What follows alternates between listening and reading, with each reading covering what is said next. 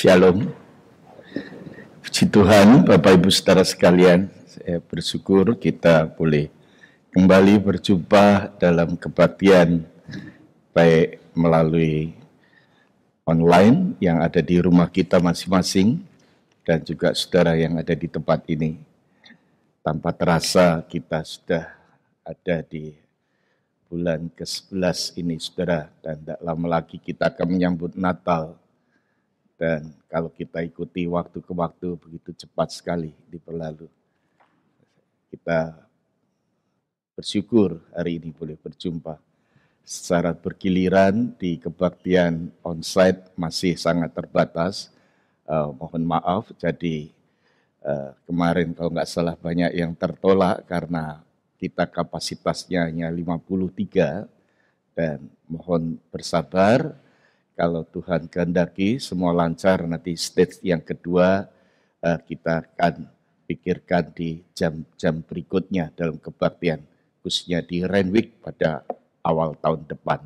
Saudara, doakan persiapan yang ada dan kita doakan untuk saudara-saudara kita yang melayani, yang kerja keras khususnya di multimedia. Saya tahu ini tidak mudah. Ya Tuhan terus berikan hikmat, kekuatan, dan juga seluruh pelayanan yang ada Tuhan peliharakan. Saudara sekalian, mari kita akan memperhatikan surat 1 Korintus pasal yang ke-9. Hari ini kita sampai di pasal yang ke-9. Kalau saudara membaca pasal 8, pasal 9, dan pasal 10 adalah bagian satu kesatuan yang nanti kita akan ikuti pada serial ini, saudara. Saudara sekalian, salah satu aspek moral yang dibicarakan di abad ini adalah bahwa manusia itu harus menghormati haknya, saudara. Semua manusia berbicara tentang hak, saudara. Di abad modern ini, bahkan di abad ke-21 ini, saudara sekalian, pembicaraan tentang hak-hak manusia, saudara, begitu marak sekali, saudara. Tetapi pembicaraan ini, saudara-saudara, tentang hak ini seringkali berdampak dengan masalah-masalah yang lain, saudara. Dapat mengakibatkan masalah yang lain, saudara-saudara. Di satu sisi bicara tentang soal hak itu bisa berarti kita membela hak orang yang lemah, orang yang tidak berdaya, saudara-saudara. Tetapi di sisi yang lain kita berbicara tentang hak adalah berarti kita membela hak kita pribadi, saudara. Hak sebagai pribadi. Saudara-saudara yang dikasih Tuhan, kalau ini kita lanjutkan, kita teruskan, saudara-saudara, tidak serta-merta berbicara pembicaraan tentang hak ini membawa dampak yang tidak sedikit membawa pada masalah, saudara-saudara. Sampai di mana batas-batasnya, saudara? Karena semua orang itu mempunyai haknya, hak masing-masing, saudara. Saudara sekalian, sehingga kalau kita bicara tentang kehidupan kita hari ini, saudara, tidak ada manusia yang punya mau direndahkan martabatnya, saudara-saudara. Tetapi saudara-saudara, ketika hal ini diperjuangkan, saudara-saudara, tidak sedikit juga, saudara. Banyak orang, bahkan manusia di tengah dunia ini, saudara-saudara, yang terus memperluas, bahkan memperbesar tentang perbincangan tentang hak secara pribadi. Bisa menimbulkan salah satu adalah egois, saudara, kesombongan, dan sebagainya. Saudara-saudara, Rasul Paulus di abad pertama sudah mengalami masalah hal ini, saudara. Rasul Paulus di mana berada di tengah-tengah pembicaraan dengan jemaat di Korintus. Kalau sudah memperhatikan pasal yang ke-9 ini, saudara, kita perhatikan mulai ayat yang ke-1, saudara-saudara, di sana Paulus, saudara, berbicara, saudara-saudara, bahwa perlu berhati-hati, saudara-saudara, di dalam kehidupan ini, saudara, di dalam kehidupan yang boleh dikatakan bebas, saudara. Di sana Rasul Paulus mengatakan, saudara, bahwa Paulus ini sebenarnya orang yang sudah bebas. Dia mempunyai hak. Bahkan kalau saudara perhatikan ayat 1 sampai berikutnya, saudara-saudara. Paulus berkata, bukankah aku seorang rasul, saudara? Aku orang bebas. Bukankah aku telah meliharamu adalah buah pekerjaanku dalam Tuhan. Sekalipun bagi orang lain aku bukankah rasul, tetapi bagi kamu aku adalah rasul. Sebab dikatakan, hidupmu dalam Tuhan adalah dikatakan meterai dari kerasulanku. Inilah pembelaanku terhadap mereka yang mengkritik aku, dikatakan Paulus di sana. Saudara-saudara, mengapa Paulus berbicara tentang bagian ini? Saudara, kalau kita melihat latar belakangnya di pasal ke-8, saudara melihat di sana pembicaraan tentang makanan terhadap persembahan berhala. Memang benar orang yang sudah di dalam Tuhan memiliki kebebasan. Kita bisa makan bebas, makan apa saja saudara-saudara. Tetapi yang menjadi masalah di sana, jangan sampai saudara-saudara, Paulus menasihatkan, jangan sampai kebebasanmu itu menjadi batu sandungan. Khususnya bagi orang-orang lain yang masih lemah iman. Paulus mengingatkan ini saudara-saudara, dan bagaimana kita harus hidup, bagaimana kita menjadi orang yang sungguh-sungguh hidup dengan bijaksana di tengah-tengah dunia yang semarak ini saudara-saudara. Marilah kita simak bersama-sama saudara. Tadi saya mengatakan ayat 1 dan kedua Paulus menyatakan bahwa dirinya sebagai rasul, itulah rasul yang sudah bebas, orang yang merdeka, yang memiliki hak saudara-saudara, termasuk hak untuk makan dan hak untuk minum. Dia berhak memilikinya, saudara. Bahkan berhak memiliki pasangan hidup, saudara. Namun kalau dilihat dari sini, Paulus tidak mempertahankan haknya, saudara. Dia tidak mempertahankan haknya, bahkan rela dia tinggalkan demi ada satu tujuan yang lebih besar. Ada satu tujuan yang lebih mulia, yaitu Injil. Injil itu sendiri. Karena itu dia lakukan termasuk melepaskan haknya demi Injil. Saudara, ada 3 hal penting dalam hal ini. Saudara. Yang pertama, saudara-saudara berbicara tentang Injil itu apa? Saudara? Berbicara tentang Injil, saudara-saudara melihat kehidupan konkret dan contoh daripada Paulus, saudara-saudara. Saya katakan saudara-saudara, pasal 8, pasal 9, pasal 10 ini tidak terputus, saudara-saudara. Terkait menyatu, saudara, sampai pada pasal yang ke-11 ayat 1, ini merupakan bagian yang ada di dalamnya, saudara. Dia mengatakan, jadilah pengikutku, Paulus katakan, sama seperti aku juga pengikut Kristus. Saudara-saudara, mengapa Paulus demikian kuat sekali, saudara-saudara, di dalam kehidupannya sampai dia mengikrarkan hidupnya, jadilah pengikutku, jadilah contohlah teladani aku, seperti aku meneladani Kristus. Saudara sekalian yang dikasih Tuhan, bukankah Paulus itu mempunyai latar belakang yang boleh saya katakan di sini, saudara, kalau kita melihat riwayat pertobatan Paulus, dia adalah pemberontak, penganiaya jemaat, saudara-saudara. Mengapa Paulus demikian kuat perubahannya secara real, secara nyata. Bahkan dia memiliki semangat, iman, dan kuat di dalam pelayanan, saudara. Begitu rupa, walaupun menghadapi banyak kesulitan-kesulitan hidup. Kesulitan-kesulitan yang menimpanya, saudara sekali. Jika kita membaca bagian ini, kita dapat merasakan apa yang menjadi rahasia yang dimiliki Paulus. Apa yang menjadi rahasia dari miliki Paulus, saudara? Dari bagian awal, saudara-saudara, Paulus sadar bahwa panggilan pelayanannya adalah sebuah keharusan. Artinya tidak ada pilihan lain. Panggilan sebagai rasul, saudara-saudara, panggilan sebagai pemberita Injil, keharusan bagi Paulus. Bukan pilihan. Artinya keharusan itu, saudara-saudara, ada sesuatu yang mendorong dalam dirinya. Ada sesuatu yang menarik dalam dirinya. Saudara yang dikasih Tuhan, dia mengatakan, celakalah aku kalau aku tidak melakukannya. Dia punya kesadaran sedemikian rupa, saudara sekalian. Sehingga Paulus dalam satu bagian ini, saudara-saudara, kita ambil temanya, saudara, berlari dalam sebuah perlombaan, saudara sekalian. Mengapa demikian, saudara? Karena Paulus menyadari bahwa Injil itu, saudara-saudara, telah dialaminya dalam hidupnya, saudara.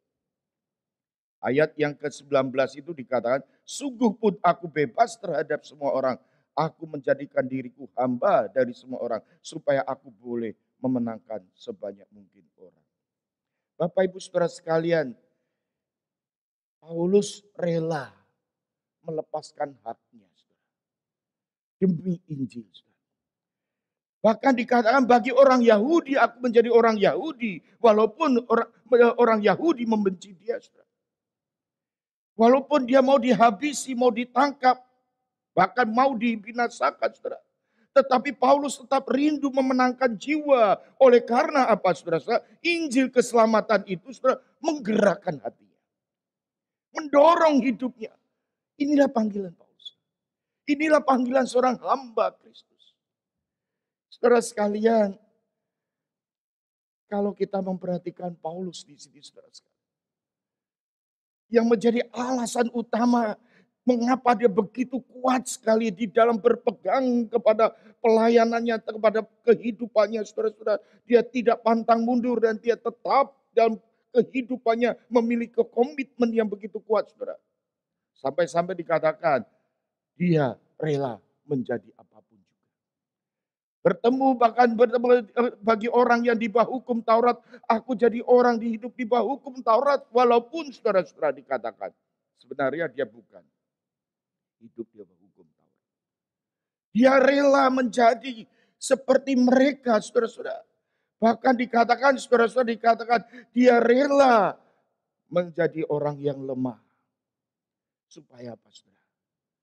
Supaya boleh Injil diberitakan.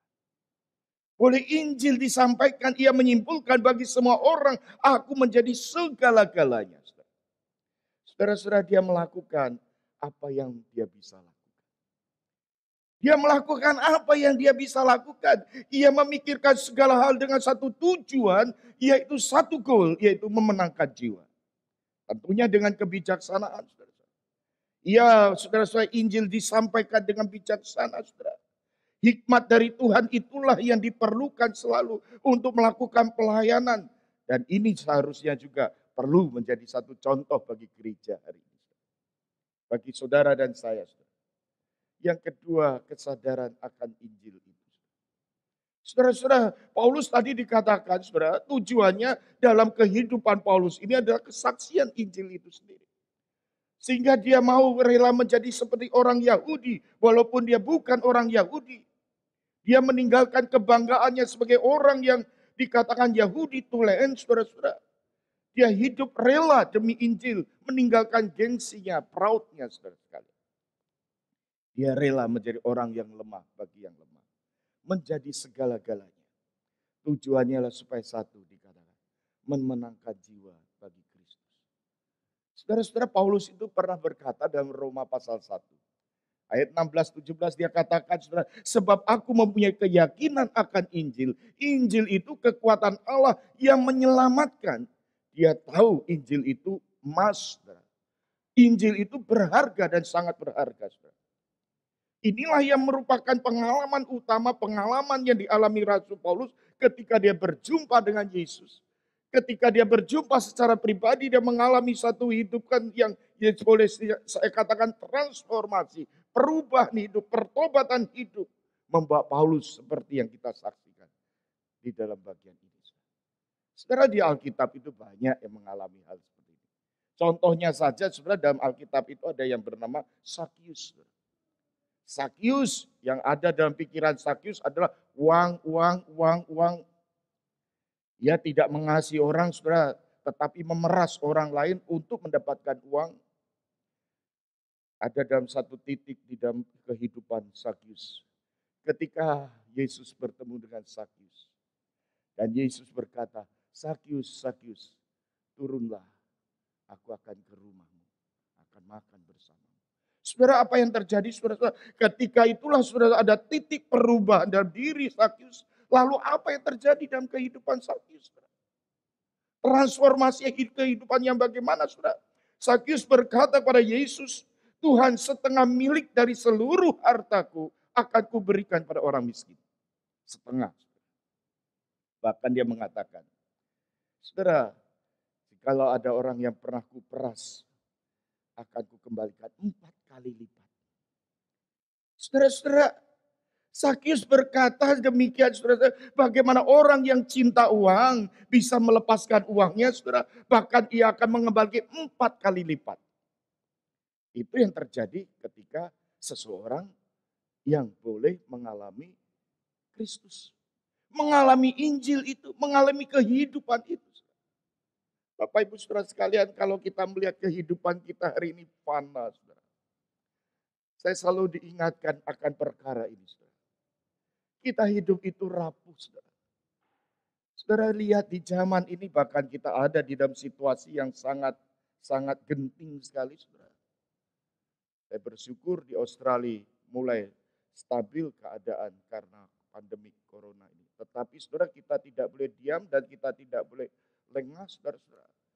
Kita tahu bahwa hidup kita di dalam dunia ini, saudara, virus-virus kehidupan dalam dunia ini, saudara, yang mengancam kehidupan saudara dan saya begitu kuat sekali.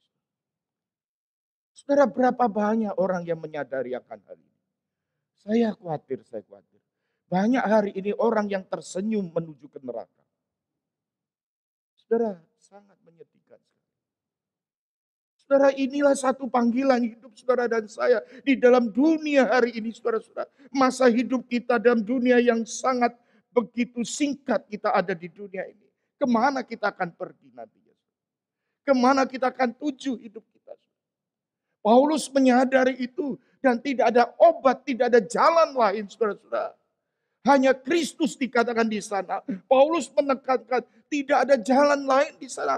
Di bawah kalung langit sekalipun, saudara. Paulus menyadari kebenaran itu. Bahkan Paulus menyadari bahwa Injil yang menyelamatkan itulah Injil yang boleh terus menjadi pendorong kehidupannya semakin dikatakan hidup bagi Kristus, bagi Tuhan. Saudara-saudara dan saya ini bukan orang yang sempurna. Kita tidak sempurna. Saudara dan saya mempunyai latar belakang kehidupan kita masing-masing. Bahkan tidak sedikit latar belakang kita itu tidak baik. Tapi mungkin kita yang dalam latar belakang tidak baik, saudara, mungkin keluarga kita tidak sempurna. Bahkan saudara-saudara kita sendiri pernah mengalami kesalahan-kesalahan dalam hidup ini, saudara. Sehingga kita hari ini bisa melihat beberapa dampak, beberapa akibat konsekuensi yang ada, saudara, karena kesalahan itu. Saudara. Tetapi ingatlah bahwa Injil itu hadir di dalam hidup kita. Kristus itu hadir. Itu akan membuat perubahan dalam hidup kita. Ini akan yang membuat perubahan dalam kehidupan saudara dan saya. Saudara yang dikasih Tuhan. Bagaimana dengan kehidupan kita? Ingatlah saudara-saudara, ingat Tuhan Yesus yang telah datang ke dalam dunia. Bahkan dia rela mati di atas kayu salib. Dia rela berkorban menderita, saudara-saudara, untuk menggantikan saudara dan saya. Inilah iman, saudara. Inilah Injil, saudara-saudara. Saudara dan saya adalah manusia berdosa yang sudah ditebus untuk boleh hidup di dalam kehidupan bersama Dia. Dia telah menyelesaikan segala dosa-dosa kita, konsekuensi dosa itu. Inilah yang mendorong Paulus untuk memberitakan Injil, saudara. Sehingga bagian yang ketiga, saya ringkaskan di sini. Paulus itu menyadari Injil sebagai pertanggungjawaban. Saudara sekalian, kita percaya di dalam Injil, saudara dan saya diselamatkan bukan karena perbuatan. Kita diselamatkan karena iman, saudara-saudara. Bukan karena perbuatan, saudara.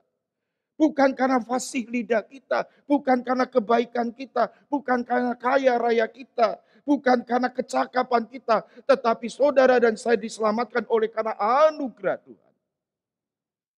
Bapak Ibu saudara sekalian, tapi kita diselamatkan oleh anugerah yang tanpa syarat itu, bukan berarti kita nggak melakukan apa-apa. Bukan berarti kita nggak melakukan apa-apa. Kita ini diselamatkan bukan tanpa tujuan. Bukan tanpa tujuan. Paulus mengatakan ada tugas yang dipertanggungjawabkan, yang ditanggungkan kepadaku. Ketika ia menerima Injil itu, menerima anugerah itu, inilah yang menjadi dorongan besar supaya dia hidup memberitakan Injil. Saudara, ada sesuatu yang dititipkan Tuhan dalam diri kita. Saudara, Tuhan menitipkan sesuatu pada saudara dan saya. Yaitu Injil. Injil inilah yang harus kita beritakan kepada dunia. Injil ini yang harus kita bawa ke rumah tangga kita masing-masing. Injil inilah yang kita harus sampaikan pada saudara-saudara kita. Saudara-saudara, kalau misalnya ada seorang yang sakit berat, tidak ada jalan lain, tetapi saudara tahu ada obatnya yang dapat menyembuhkan, masakan kita tidak bicarakan itu. Masakan kita tega tidak menyampaikan. Saudara-saudara, kalau ada jalan lain, saudara-saudara, tidak perlu Yesus datang ke dunia. Yesus mau datang ke dunia, enggak ada jalan lain. Maka dia harus datang ke dunia.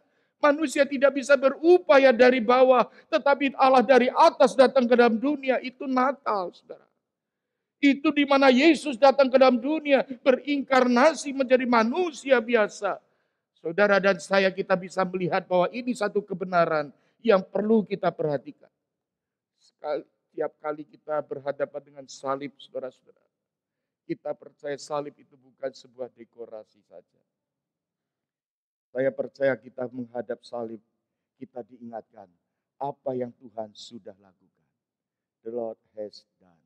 Apa yang Tuhan sudah lakukan. Inilah yang harus kita teladani dalam hidup iman kita. Dan kita boleh melakukan dan bisa lakukan. Dan kita boleh rela menjadi hamba-hambanya. Menjadi murid Yesus yang boleh meneladani Kristus.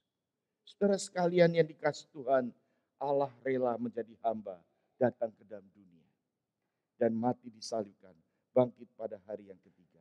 Kiranya Tuhan menolong kita.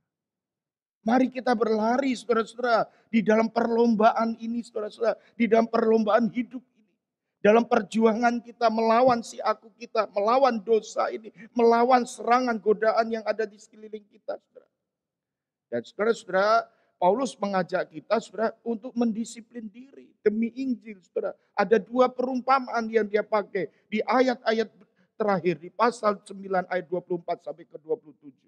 Paulus memakai dua perumpamaan. Yang perumpamaan pertama yaitu dengan dunia atletik, saudara.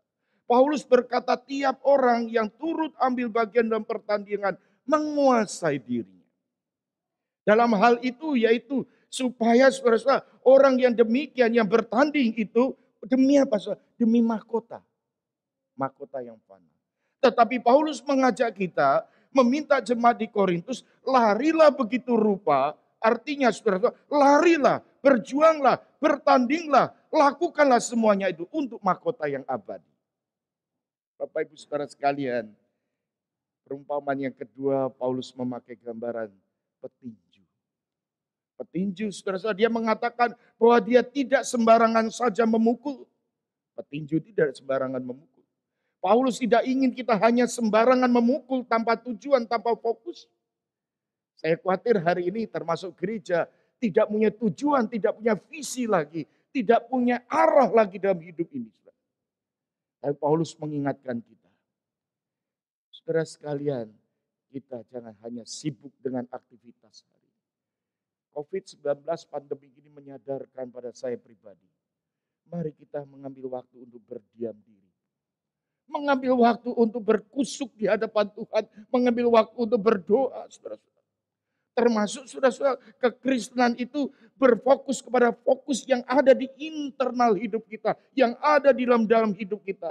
Termasuk saudara-saudara, apakah kita itu sudah menuntut hidup yang suci. Saya khawatir hari ini gereja mengabaikan akan kebenaran. Kehidupan yang suci yang terus-menerus diperbaharui. Dengan serius mempelajari firman Tuhan. Berapa banyak anak-anak Tuhan hari ini yang tekun, yang setiap membuka Alkitab setiap hari, setiap waktu, saudara-saudara. Ada satu pepatah itu, no Bible, no breakfast. Enggak ada Alkitab, enggak ada makan pagi. Apakah kita bisa memiliki filosofi yang demikian, komitmen yang demikian? Tuhan, aku mau selalu hidup bergaul dengan Tuhan melalui firman Tuhan. Saudara, mari saudara kita sadari hari ini. Berusaha terus mencari kehendak Tuhan. Menuntut diri dengan moral yang baik. Bahkan menuntut diri rela berkorban bagi Tuhan.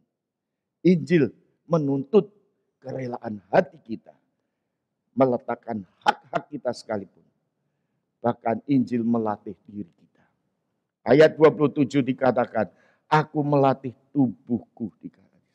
Ayat 27 sebagai penutup dikatakan, aku melatih tubuhku dan menguasainya seluruhnya. Supaya sesudah memberitakan Injil kepada orang lain, jangan aku sendiri ditolak. Saudara-saudara, di sini Paulus bukan sedang meragukan keselamatan, tidak. Tetapi Paulus mengajak orang Korintus untuk hidup begitu kuat, komitmen dengan kerelaan, melakukan apa saja. Larilah sehingga kamu boleh memperolehnya. Bagi Paulus, kekristenan itu adalah ditempatkan dalam satu arena perlombaan. Saudara dan saya diletakkan dalam satu arena perlombaan. Kita boleh berlari-lari di sana untuk memperoleh mahkota kehidupan. Memperoleh hadiah dan pasti diberikan hadiah itu. Tuhan, karena hadiah itu ada janji Tuhan. Tetapi kita hidup diajak untuk komitmen. Dengan upaya, dengan usaha, dengan mati-matian untuk bergantung penuh pada Injil. All for the gospel. Segala sesuatu hidup demi Injil. Di awal pasal 9 Paulus mengatakan sebagai orang bebas. Tetapi di bagian akhir pasal 9 dia katakan, aku rela menjadi hamba bagi semua orang. Kenapa demikian, saudara? Kenapa dia bisa merelakan segalanya? Apa yang menjadi rahasia di sana? Karena Injil. Demi Injil. Apakah saudara dan saya mau melatih diri kita demi Injil? All the gospel. Kiranya Tuhan memberkati kita. Amin. Mari